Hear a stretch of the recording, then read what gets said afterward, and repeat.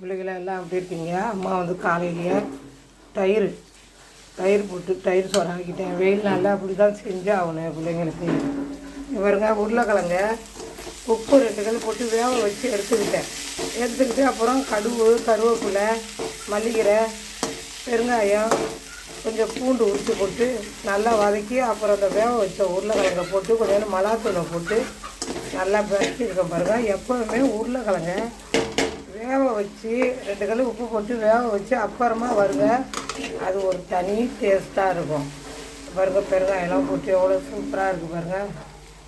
காலையிலே எல்லாம் பையனுக்கு எங்கள் பையன் கடைக்கு போகிறாருல, அவருக்கு தோசைலாம் சுட்டு வேலையெல்லாம் முடிச்சாச்சு.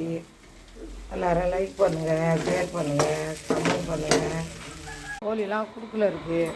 இவங்க அரிசி வச்சு எப்போதுமே தண்ணி வச்சுருங்க 2 ஏனத்தில். இவங்க அரிசி